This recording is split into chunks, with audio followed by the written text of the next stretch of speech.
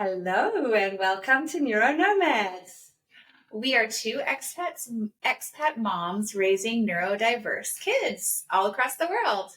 I'm Krista, and I have 5 kids, 4 of who are neurodiverse, and this is Dahlia.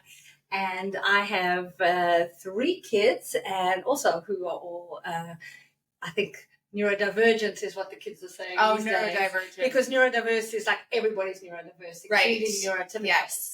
So neurodivergent is divergent from the typical. Yes. So autism, yes. ADHD, OCD, and all the host of comorbidities, processing disorder, dyslexia, you name it, it happens. Yeah. Yes. So we started this podcast approximately a year ago. YouTube channel. Yes. Approximately a year ago, and together, Krista was visiting me almost a year ago today. Actually, that's cool. So almost about a year ago, Krista was here visiting me with one of her sons, and we had been talking about this for a while. It was Krista's wonderful idea. She said to me, I would love to start a podcast about all our experience and combined experience of me with 5 children, you with 3 children, being expats, what it's like to raise neurodivergent children in an expat environment with schools and friendships and all that entails. Yeah. And I said, what an amazing idea. I'd love that. Yeah. We've got, I kind of feel like our podcasts are therapy. Yeah. It helps me get through stuff, just talking through stuff.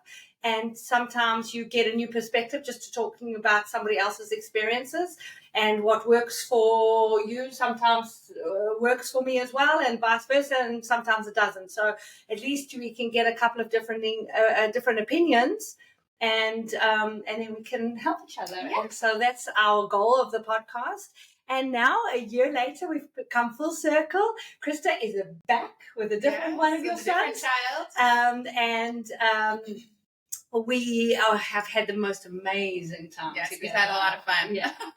And Dahlia celebrated a birthday, a special birthday. Yeah, we've had so much fun. Yeah. We've stayed for 20 days, and people are like, "You were staying there for 20 days? Like, this is crazy." And we just love each other. We can hang out that long. I would never ask to stay 20 days at anyone else's house but her house. And I know she would be honest with me. Like, she would say, like, "Oh, like, that's probably a bit too long." Like, I think you would be honest if it was too much. Yeah. But so far it's been good. She's just not been ready to kick me out yet. And 3 days until I leave. Yeah, I think it's been pretty good. Yeah. So we are in Abu Dhabi in the UAE, in case some people are just tuning in. Right now, that is where Dahlia lives, and I live in Florida, although I'm a Canadian. Dahlia's lived in almost 11 different countries. We've lived 9 countries, but 3 of them twice. So we have moved a fair amount. We've had a fair amount of exposure to different schools, different learning styles, different cultures, different customs, and it's been our journey along the way. And now we're in Abu Dhabi, and it's a great place. We're very happy here, but it obviously comes with its challenges, new sets of challenges. Some things are better, some things are worse. So let's get into it. This morning we're going to talk about school refusal, and how do you decide when enough is enough for your child attending mainstream school education, and what do you do? How do you handle these school refusals? And so we're going to talk about our experiences. We've had quite a few different experiences. So I'm going to go first. My oldest is 24, and he started school refusing when he was, I would say, in grade 2. So how old are they in grade 2? 7? About 7 years old. And it was when they're demanding more of them educationally. They're making them sit for longer. They're not playing as much, those types of things. So I was a single mom at the time. So like keeping my kid home, I was working full time as a nurse. So it was really challenging for me when he would have these episodes in these days where he wouldn't go to school. And, I had a good support network at the time. So I had good girlfriends, and I was able to sometimes leave him home. If my girlfriend was home, I had a roommate And sometimes she'd be like, yeah, cool. Like, I'm staying home. Just leave him home with me. So she would help me out sometimes if I couldn't get him to school by the time I had to go to work. But it was hard, it was really, really hard. There wasn't really an option to homeschool or give a different kind of education. And this was like, 15 years ago now. Things have changed a lot. The governments in most places, like in Canada, I know for sure, most places in Canada are much more open to parents homeschooling and keeping your child home. But back then it was like really, you had to be kind of like this crazy homeschooling parent to keep your child home. And so it just wasn't really talked about. Yeah. In my expat times, I've come across some crazy Americans that were homeschooling their children, and it was so foreign for me. Yeah. Until now, full circle. Yeah.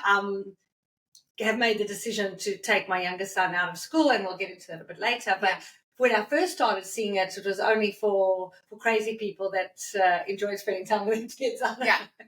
Yeah, like homesteaders who like grow their own food and possibly breed with their second cousins. I don't know, but like there was a lot of judgment is all I'm saying. It was the perception at the time, but now there's definitely much more awareness, the same as there's more awareness of neurodivergence of kids and their needs, and how mainstream schools are not able to meet the needs of these kids. And there's a whole push for inclusion, but a lot of people misconstrue what inclusion actually means, and they think that inclusion is getting the children to be in the class with the children and have some extra support like learning support assistance or the ability to leave the classroom when they get overwhelmed. But actually inclusion is allowing the child to be regulated enough with their nervous system so that they can access their frontal lobe and their learning. Because if a child is shut down, melting down, their nervous system is overloaded, they cannot access their frontal lobe to access their learning. And so I think a lot of that has been misconstrued, and a lot of the inclusion officers and that are trying to say to the children, okay, if you do X and Y task, you can go to the sensory room afterwards as like a reward or a break. But what they're not realizing is that when your child's nervous system is overloaded and it's too noisy and it's too bright and they're having a panic attack, they're not going to be able to do that task. And then their behaviors are either having a meltdown or shutting down and being tired or sleepy or whatever. And those are seen as bad behaviors in the classroom when they're just, the child is trying to tell the school, the teachers, that they're overwhelmed and they can't access their learning brain right now. So what do you do when this is your child's experience every day? Well, I mean, I ended up meeting my husband when my youngest son was 10. And at that point, I was in parental burnout because I had been raising this neurodivergent child with autism by myself. And so at that point, I just said, you know what, I have it. And my husband was in full support. He's like, just take your child out of school, homeschool him. We can bond as a family. So I was able to pull my oldest out of school when he was, I think he was 9 or 8 at that time, and start homeschooling him. And it was awesome. It was really good for him. It was good for us as a family. And at that time we could afford to do that because, the cost of living wasn't as high as it is now. But it really, really worked for him. And I only had to keep him out. I think I kept him out for 2 grades.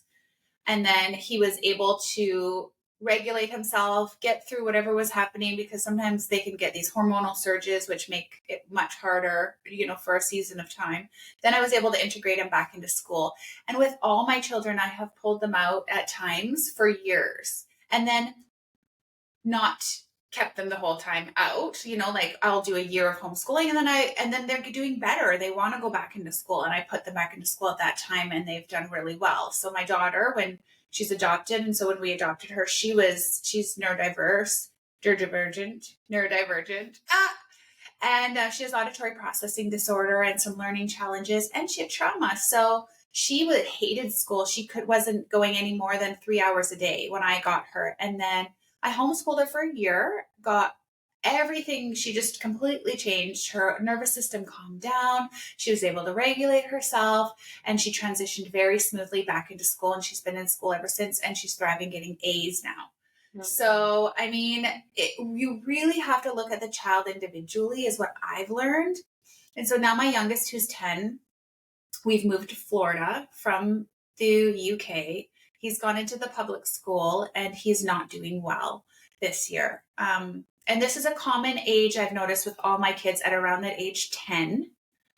They do struggle. And when I look back, I think I've homeschooled, I was saying to you, all my children at that age of 10. And so I have been working, but I've let go of my job, and I'm going to take him out of school and give him a homeschooling time. And I'm hoping, like, within a year of just being home, that he will, some of the things he really gets triggered by like math, because he has a learning challenge in math. It just taxes him so much that math is like the second subject. So by that morning, he's like already done. Like, he can't do anything else after math. It's taken everything within him to fight the thoughts that I'm stupid. All these kids are getting it better than me. Why can't I stay caught up? He's daydreaming, it's just his internal, like, he tells me about it a bit, and I'm like, he needs to just be at home with me, and we're gonna go back to the very beginning where he's first kind of struggled with math. I think he's, maybe probably division, and we'll just start slowly moving forward again, because like we were talking, Delia will share a bit more that, when the kids are struggling with their cortisol pumping because they're in fight or flight in school, like, they're just not learning anything. So, financially, we've made the choice to take him out, and that means that I can't go back to work, which I love working. But that's okay. We'll make some cuts. We'll make some sacrifices. We'll buy in bulk. We'll do some things because this is what he needs right now. And we are blessed enough that we have a high enough income coming in from one spouse that we can still make it work. But, I think that when we have these children, they are our first priority, and we need to do everything that we can do to help them to be successful humans as they grow up. And that's such a big, big, big priority. So yeah, I mean, I don't really have much more, I guess, I don't know. So can I ask a question? Because, for example, have made the decision to pull my son out yet, but I'm in the process of putting things together to make that happen. We're both kind of at the same place, taking our kids out right now. You've done it a few times I've done it a few times before. This is my first time of actually making the conscious decision that when is enough, and when is, I kind of feel like I've got this square peg and there's this round hole that is mainstream education, and I've got a mallet, and every single morning I'm pushing this mallet down, and I'm forcing this child to go to a place where he is totally overwhelmed. His nervous system is totally overwhelmed. The way he feels about school and the way he talks about it and cries about it, about going there. And then as we get near there in the car, he starts crying like, oh, no. Then as we walk in the door, he disassociates, he shuts down, and he kind of like walks into school. Like, how much damage am I doing to this child by every day? If you did that to a square peg in a round hole, the sides are going to wear, and it's not going to be the same thing, and it's going to be damaged. Mm-hmm. How much damage am I doing to him and my whole family while I'm forcing him to go to school, and so I'm making the decision. But you've homeschooled your children. I feel like I'm the mom, and I'm in charge of so many other things that I can't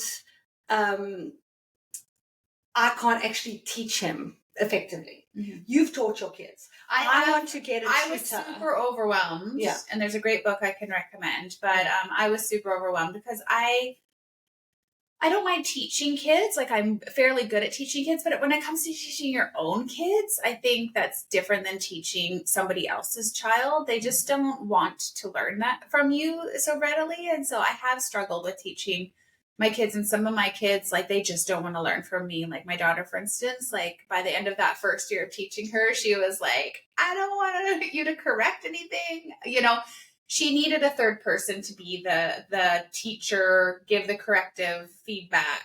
She didn't want to hear it from me. She just wanted to have praise from me and encouragement from me.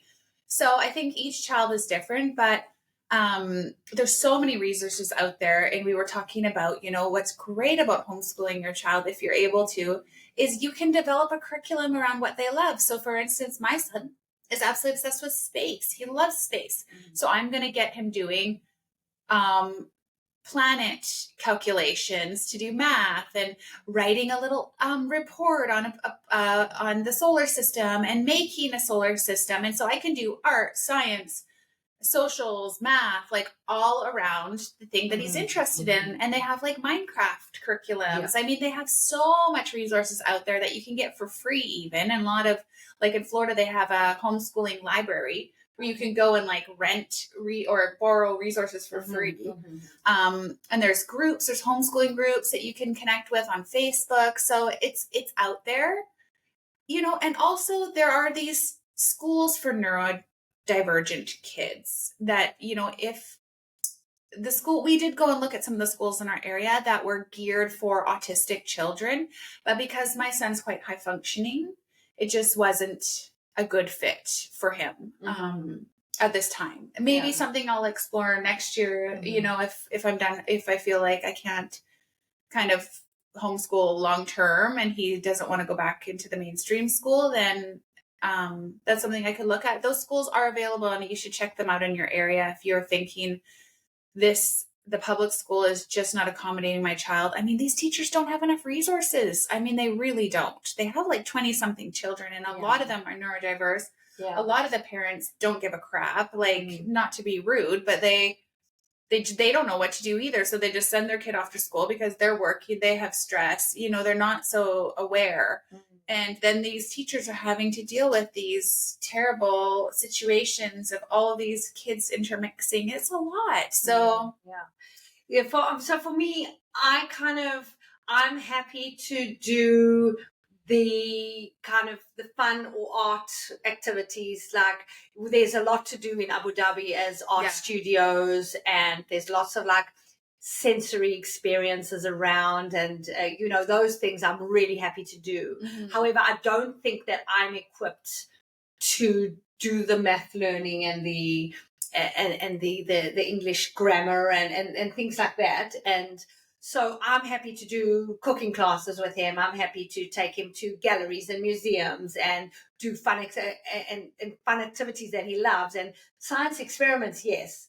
But the actual nitty-gritty of teaching a curriculum, I kind of feel like I'm not equipped to do that. And the rest of my time that I do with him is executive functioning and helping with hygiene and eating habits and exercise and things like that. That because school is so difficult at the moment for him, I feel like those things will be easier for me to do, because at the moment all those things are regressing because he's having such a tough time at school. And he's using all his energy for those couple of hours that he's at school. And we've really tried with the school. We've really tried with trying like later start times, earlier pickup times. That he can go to the sensory room whenever he can, and he's got a learning support assistant. And we've tried to put all these things in place. But ultimately, if not all the teachers are 100% on board, you'll have situations like happened a week ago where he was I sent a note into saying he wasn't going to do swimming. We're not sending the swimming. Please let him go to the library and do other work with his LSA. But the sports teacher obviously wasn't briefed on how much trouble we've been having getting him to go to school every day. So the sports teacher kind of lumped him with the other kids who didn't bring their swimmers with, and so which they had to be in the the swimming pool, enclosed swimming pool. We all know how loud that is for neurodivergent children. And finish a worksheet about what they were seeing. And then they were surprised when he got up and he left the classroom and went back to a safe place, which was the school, his school classroom. And then they kind of punished him and admonished him for leaving the classroom and being unsafe. Yet that everything that they did was wrong for his nervous system by making him sit with the other neurotypical kids that have just forgotten their costume. And then he actually became sick the following week. He never went to school this week because he was sick. And was he starting to get sick before and that's why he ran out? Or was that distress on his nervous system helped him become sick this week? We don't know, but the end result is there was an incident because the PE teacher wasn't treating him like the stuff we put in place with his regular teachers, and then kind of sent quite a strong email home saying that I'm preventing him from learning a life-saving skill by not sending in his swimming stuff, rather than understanding that putting him in that situation absolutely shut him down and put him into further burnout that caused him to then miss a week of English and math and his other school stuff. So I had decided even before this week that homeschooling him is the best option. Yeah. But, this just reaffirms that the school is looking from an education first point of view, rather than how do we accommodate this child so he can access education. And they've made leaps and bounds in this stuff, and all around the world, and here in Abu Dhabi, they are making amazing accommodations and progress. But I just think for my son at this time, it's not the right place for him. However, I need to find a solution of getting a tutor to come maybe 2 hours a day, because I don't think there's more than 2 hours of actual learning happening at school with lunch and PE and art and things like that. I think there's like maximum of 2 hours of core learning that can happen. Yeah. And so I'm now in the place where I'm joining Facebook homeschooling groups in Abu Dhabi.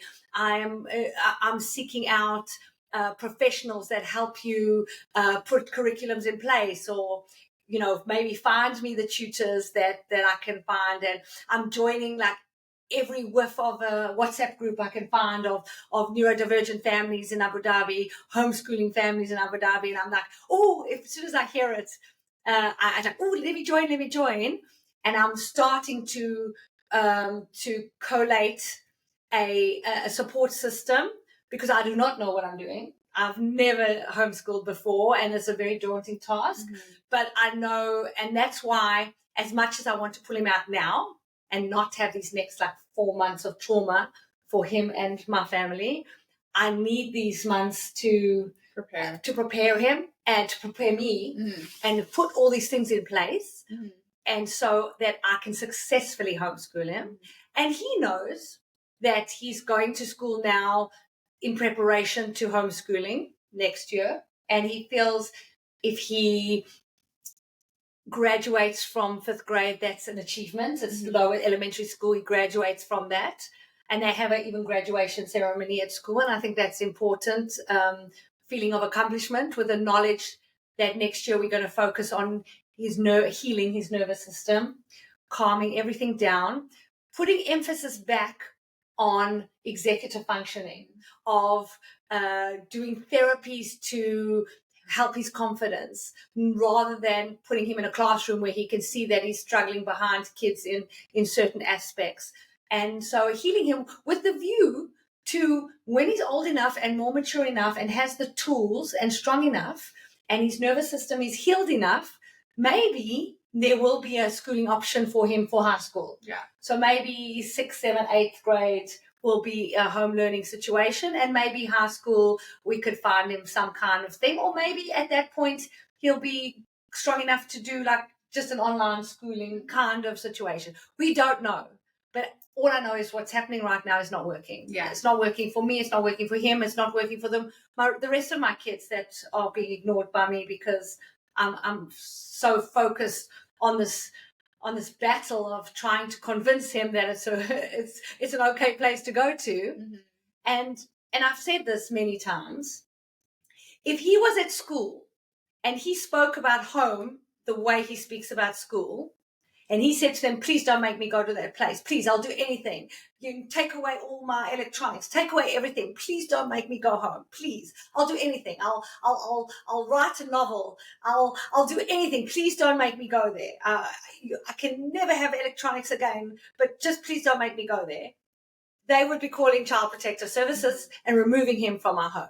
Yet every morning, I am forcing this child, crying all the way to get to school, watch him disassociate as he walks into school, and we all think that that's the best solution for our children. But if the roles were reversed, he would be removed from our home immediately because it wasn't a safe space for him. And this is unfortunately where we are. My two older kids, also neurodivergent, they have thrived at school because we've found a way to get their needs largely met. But he is different. My youngest one is PDA, which is a nervous system, and we must do a whole podcast on PDA. It's a nervous system condition where they are constantly in panic mode, in fight, flight, or freeze, and then he's in freeze the whole time at school. He completely shuts down when he's overwhelmed, and then I get an email from school saying he needs to get better sleep because he was tired at school today. And then at home he does the fight because he's in such nervous system shutdown and overload and nervous breakdown. Basically, he feels safer. To let it out. And what used to in the old days, adults used to have nervous breakdowns and just totally shut down and not be able to go to work, not be able to function. Yeah. And now I'm recognizing that he's in burnout. Yeah. Nervous system. Or the kids would drop out of school. Exactly. They used to be dropouts. Yeah. But now I can see that the right thing for him and my family and is to pull him out of school and heal. Yeah. And heal. That's good. And there's a lot of people in the autistic community that actually talk about unschooling. Yeah. Actually taking away all the pressure of that. I've done that with my daughter. Yeah. Just let them do things that are still educational, but not seen as testing or learning or having to have that kind of pressure on them just so that they can heal. Because and they've done a lot of research, which they don't like to really broadcast this, but if you don't actually start teaching your child till they're about 7 or 8 years old, languages they learn, their brain is really susceptible when they're younger, but as far as like the math goes and on the writing, if they start that when they're better coordinated, when they're a bit older, they actually can learn everything that they've learned from 4 years old till 10 years old in like a year.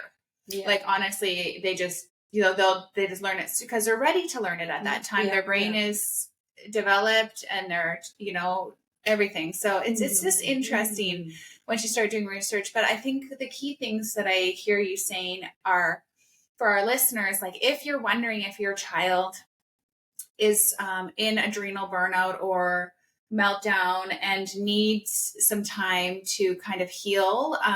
Some of the things you'll see within your child are, as Delia was saying, and I see this in my son as well right now, which is crying in the morning before school. A lot of my children would be extremely angry after school. Like when they get home from school, they're like just angry. They're like punching things. They're yelling. They won't talk to you. They'll shut down. They'll cry. If you tell them to do anything like, oh, can you please put your bag away? That's like too much for them. They'll just have a total flip out. These are signs for you as a parent to know that your child is really, really struggling. They've been masking all day and they're completely burnt out. And you might need to possibility look at having them out of school for a while or look at getting them more resources.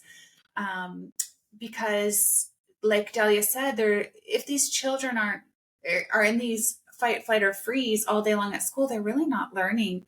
And not only that, it's just setting them up for depression, honestly, because they're just, they end up feeling so crappy about themselves. They're not confident within themselves. They have that little inner voice inside telling them, you're crap, you're crap. Like, why aren't, my kids really struggle with that strong inner voice that has come because they're being put in a situation where they can't learn or thrive or feel successful because of their neurodiverseness. So what are you supposed to do? Here's a little tiny little shovel, and all these other kids have proper sized shovels and they're expected to move the same amount of sand out of the hole. They can't, it's impossible for them. So that every day they just go and sit there and feel like a complete failure, and it's horrible for them. Yeah, it is. I mean, because if you think about every human, and especially every child, wants to feel successful. Who doesn't want to feel successful? And they're not doing badly because they want to, and they're not disrupting the class maybe because they want to. Their needs are not being met. They don't feel safe. They don't feel heard. They don't feel successful. They don't feel like contributing members of society. And that's when behavioral problems start. And I was even talking to a new psychologist, and don't get me started on that, but it's been a journey of getting a neuroaffirming psychologist to do some reassessments and stuff. And I've been to a few that were the most horrific experiences. And I wonder, like, can you imagine I was a parent of a newly diagnosed autistic child, and some of the things that these psychologists have said to me are like parent shaming, like he must get more sleep, he must exercise more, he must eat better, and less devices, and you kind of basically parent shaming you, because that's why your child's struggling at school, because you're parent shaming.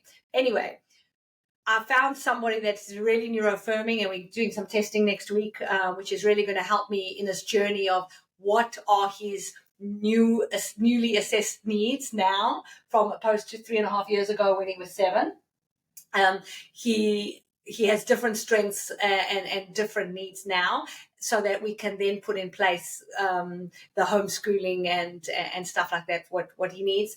And she said she could see, and the questionnaire that they sent to the teachers, you could see that the teachers were looking at everything from a behavioral, like they're seeing behaviors this year, his behaviors are regressing, or getting, the bad behaviors are getting worse, but they don't realize that it's because of the way they're not helping him regulate before asking him to do a task, rather than like the carrot and the stick, which is that applied behavioral analysis therapy, ABA therapy, which is like, you do it first and then we will give you a prize, rather than let's make you safe and heard and access your frontal lobe, and then you can try the hard task, rather than finish this task and then you can get a reward of a 5-minute break or something like that. And so you can see from the way the teachers this year are putting in the answers to these the behavioral questions, is that they're not seeing him. And so that also reaffirms that I'm making the right decision. So I think in conclusion, I guess for me personally, what I would like to convey to the listener is that your child best, and don't back down. The education system needs us to speak up. They need us to vocalize that this is not working for these children. This is not working for my child.